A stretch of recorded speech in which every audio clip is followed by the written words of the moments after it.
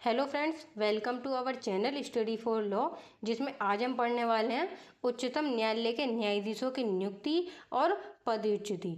यानी कि उच्चतम न्यायालय के जो न्यायाधीश हैं उनको कैसे नियुक्त किया जाता है और उनको उनके पद से कैसे हटाया जाता है। Appointment as removal of supreme court जजेस।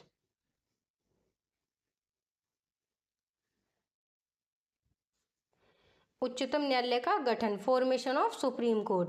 जो सुप्रीम कोर्ट है उसका गठन कहाँ बताया गया है और उसका गठन कैसे हुआ। भारतीय संविधान के अनुच्छेद 124 जो अनुच्छेद 124 है उसके द्वारा उच्चतम न्यायालय का गठन किया गया। अनुच्छेद 124 में उच्चतम न्यायालय के बारे में बताया गया है। यह अनुच्छेद भारत में एक उच्चतम न्यायालय की स्थापना का प्रावधान करता है, जिसमें मुख्य न्यायाधीश के साथ एक निर्दिष्ट संख्या में अन्य न्यायाधीश होंगे। इस संख्या को संसद द्वारा विधि द्वारा निर्धारित किया जा सकता है, लेकिन आरंभिक रूप में उच्चतम न्यायालय में मुख्य न्यायमूर्ति के अलावा 7 अन्य न्यायाधीशों का प्रावधान था। जब उच्चतम न्यायालय की शुरुआत हुई थी, सुप्रीम कोर्ट की स्थापना हुई थी, तब उसमें 7 न्यायाधीश थे और एक था न्यायमूर्ति। फिर इसके बाद इस संख्या में समय समय पर वृद्धि की गई। 1947 में इसे बढ़ाकर 18 कर दिया गया। पहले कितनी थी? 7। उसके बाद इसे कर दिया बढ़ाकर 18, जिसमें मुख्य न्यायमूर्ति भी सम्मिलित थे। यानी कि 18 आदर न्यायाधीश थे और एक मुख्य न्यायमूर्ति थे। फिर 1986 में 26 तक बढ़ाया गया, 18 से 26 तक बढ़ाया गया, जिसमें मुख्य न्यायाधीश भी सम्मिलित थे। इसमें भी एक मुख्य न्यायाधीश सम्मिलित थे और अदर 26 जजेस थे। इसके बाद 2009 में इसे बढ़ाकर 30 कर दिया।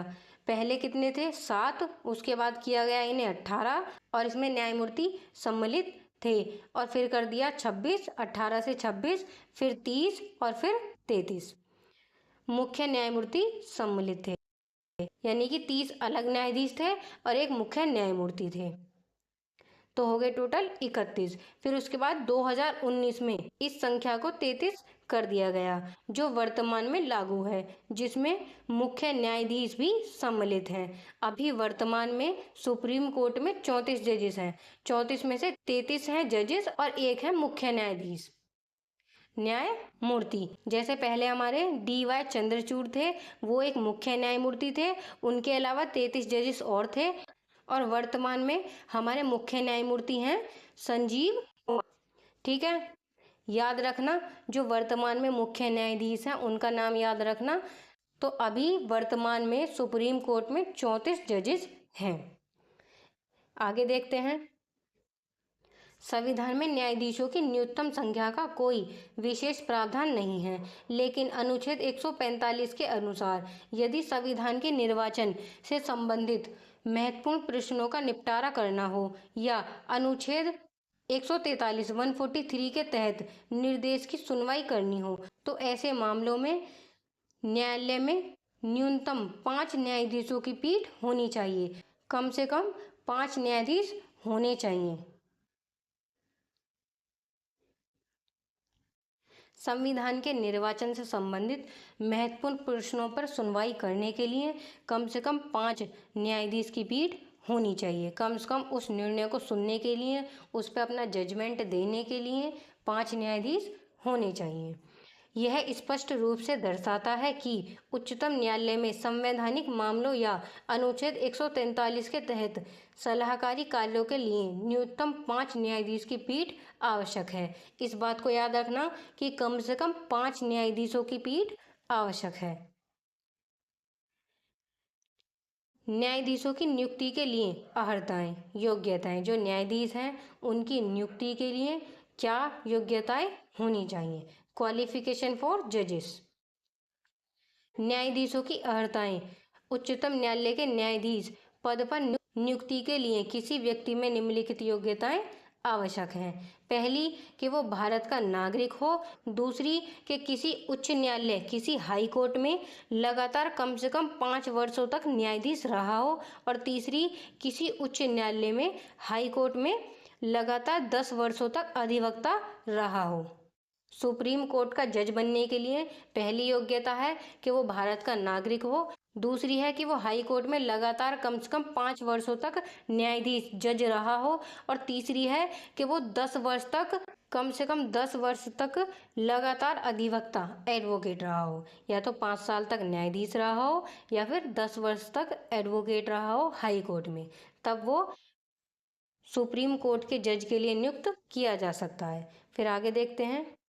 फिर इसकी नियुक्ति के लिए एक लास्ट पॉइंट है, राष्ट्रपति की राय में परंपरागत विधिवेता हो। इसका मतलब है कि एक ऐसा व्यक्ति जो कानून के क्षेत्र में अत्यधिक ज्ञान, अनुभव और प्रतिष्ठा रखता हो और जिसने विधि क्षेत्र में उल्लेखनीय योगदान दिया हो। अगर कोई एडवोकेट राष्ट्रपति की राय में परंपरागत विधिवेता होता है तो उसे राष्ट्रपति अपॉइंट कर सकता है सुप्रीम कोर्ट के जज के लिए। फिर है, भारत सरकार में नंबर 4 के अधीन आज तक किसी भी व्यक्ति को नियुक्त नहीं किया गया। जो नंबर 4 वाला पॉइंट है सुप्रीम कोर्ट के जजेस के लिए, उसके लिए अभी तक कोई भी अपॉइंट नहीं हुआ है भारत में, लेकिन अमेरिका के उदाहरण में विद्यमान है। फिलिक्स फैक्सफस्टर थे, उनको राष्ट्रपति की राय में कहाँ पे, अमेरिका में जज बनाया गया, जो कि हार्वर्ड विश्वविद्यालय में कानून के प्रोफेसर थे। अभी तक भारत में तो कोई ऐसा बना नहीं है, लेकिन अमेरिका में बना है। न्यायाधीश की पदावधि, टेन्योर ऑफ जजेस, जो न्यायाधीश हैं उनके पद की अवधि। उच्चतम न्यायालय का न्यायाधीश 65 वर्ष की आयु तक अपने पद पर बना रहता है। कोई न्यायाधीश राष्ट्रपति को संबोधित अपने हस्ताक्षर सहित लेख द्वारा अपने पद को त्याग कर सकता है। ठीक है, और जो सुप्रीम कोर्ट का जज है वो अपना त्याग पत्र दे सकता है राष्ट्रपति को। फिर इसमें एक केस है, भारत संघ बनाम Gopal Chandra Mishra, AIR all India reporter 1978 का एक केस है के मामले में उच्चतम न्यायालय ने यह अभिनिर्धारित किया कि एक भविष्यलक्षी प्रोस्पेक्टिव त्यागपत्र को प्रभावी होने से पूर्व और स्वीकृत किए जाने से पहले वापस लिया जा सकता है। अगर कोई सुप्रीम कोर्ट का जज फ्यूचर के लिए अपना त्यागपत्र फ्यूचर के लिए देता है कि वो 15 दिन बाद अपने पद को त्याग देगा, तो वो 15 दिन पूरे होने से पहले अपने उस त्यागपत्र को वापस ले सकता है। प्रस्तुत मामले में इलाहाबाद उच्च न्यायालय के तत्कालीन मुख्य न्यायाधीश श्री सतीश चंद्र ने राष्ट्रपति को अपना त्यागपत्र दिया था, जिसमें उन्होंने उस तारीख का उल्लेख किया था जिस तारीख से उनका त्यागपत्र लागू होना था। उस तारीख से पहले, जिस तारीख के लिए उन्होंने अपना त्यागपत्र दिया था, उससे पहले उन्होंने अपना त्यागपत्र वापस ले लिया था और राष्ट्रपति ने उनको वापस लेने की अनुमति दे दी थी। इसका मतलब है कि अगर कोई भी न्यायाधीश फ्यूचर के लिए अपना त्यागपत्र देता है कि वह उच्चतम न्यायालय के न्यायाधीश से अपना पद त्याग कर देगा 15 दिन बाद, और 15 दिन पहले अगर वो अपने त्यागपत्र को वापस ले लेता है तो उसको वो वापस दे दिया जाएगा। इसके बाद है न्यायाधीशों को अपने पद से हटाया जाना। जो न्यायाधीश हैं उनको अपने पद से कैसे हटाया जाता है। न्यायाधीशों को अपने पद से हटाने की प्रक्रिया महाभियोग, इम्पीचमेंट के रूप में जानी जाती है और महाभियोग द्वारा ही के पद से हटाया जाता है, जो भारतीय संविधान के अनुच्छेद 124 क्लॉज 4 124 क्लॉज 4 में निर्धारित है। जो सुप्रीम कोर्ट का न्यायाधीश है उसको हटाने के लिए, उसको उसके पद से हटाने के लिए 124 में प्रक्रिया दी हुई है कि उसको किस आधार पर हटाया जा सकता है। इसके तहत उच्चतम न्यायालय के न्यायाधीश को 2 कारणों से पद से हटाया जा सकता है। जो उच्चतम न्यायालय का न्यायाधीश है उसको 2 तरीके से हटाया जा सकता है। पहला, सिद्ध कदाचार, प्रूवन मिसकंडक्ट, यदि न्यायाधीश के खिलाफ कदाचार, गलत आचरण का कोई ठोस प्रमाण पाया जाता है तो उसको उसके पद से हटाया जा सकता है। फिर है असक्षमता, इनकैपेसिटी, यदि न्यायाधीश मानसिक या शारीरिक रूप से न्यायिक कार्यों को करने में सक्षम नहीं है तो भी उसको उसके पद से हटाया जा सकता है। ये 2 कारण हैं जिनसे उच्चतम न्यायालय के न्यायाधीश को हटाया जा सकता है और ये बताया गया है आर्टिकल 124 के क्लॉज 4 में। इससे पहले की वीडियो में भी मैंने कई बार आपको बताया होगा कि न्यायाधीश को कैसे हटाया जाता है। इन दो कारणों को याद रखना, एक तो सिद्ध कदाचार और एक असमर्थता। महाभियोग की प्रक्रिया, इम्पीचमेंट प्रोसेस। महाभियोग की प्रक्रिया में निम्नलिखित कदम होते हैं। इसके बाद है प्रस्ताव पर बहुमत। यदि प्रस्ताव को संसद के दोनों सदनों में 2/3 बहुमत से पारित किया जाता है तो न्यायाधीश के खिलाफ महाभियोग की प्रक्रिया आगे बढ़ती है। जो उच्चतम न्यायालय का न्यायाधीश है उसके खिलाफ महाभियोग चलाने के लिए संसद के दोनों सदन द्वारा 2/3 बहुमत चाहिए। और इससे पहले हमने एक संविधान संशोधन वाला क्वेश्चन पढ़ा था, उसमें विशेष बहुमत से जो संशोधन किए जाते हैं उसमें 2/3 बहुमत चाहिए, और जो विशेष बहुमत प्लस राज्य का अनुसमर्थन, राज्य की सहमति द्वारा जो संशोधन किए जाते हैं उसमें भी 2/3 बहुमत, संसद की 2/3 बहुमत और 50% राज्य का अनुसमर्थन चाहिए। तो इस पॉइंट को भी उससे कनेक्ट कर लेना कि यहाँ भी 2/3 बहुमत चाहिए और वहाँ संशोधन में भी 2/3 बहुमत चाहिए। फिर है राष्ट्रपति का आदेश। यदि यह प्रक्रिया सफलतापूर्वक पूरी हो जाती है तो राष्ट्रपति आदेश द्वारा न्यायाधीश को उनके पद से हटा सकते हैं। ठीक है। इसके बाद है इसके कीवर्ड्स, एक तरीके से शॉर्ट नोट्स। उच्चतम न्यायालय का गठन, कंपोजिशन या फिर फॉर्मेशन। जो आर्टिकल 124 है उसके अंदर उच्चतम न्यायालय का गठन बताया गया है, और मुख्य न्यायाधीश जो सुप्रीम कोर्ट है उसके अंदर एक मुख्य न्यायाधीश होता है और अन्य न्यायाधीश होते हैं, जैसा कि संसद द्वारा संख्या निर्धारित की जाए। और इनकी संख्या में वृद्धि ऐसे होती है, 1950 में 7 न्यायाधीश थे और एक मुख्य न्यायमूर्ति था। इसको शॉर्ट में कहते हैं CJI, chief justice of India. और 1977 में इन्हें बढ़ाकर 18 कर दिया और एक मुख्य न्यायाधीश इसमें भी शामिल थे। फिर 1986 में इन्हें बढ़ाकर 26 कर दिया और एक मुख्य न्यायमूर्ति इसमें भी शामिल थे।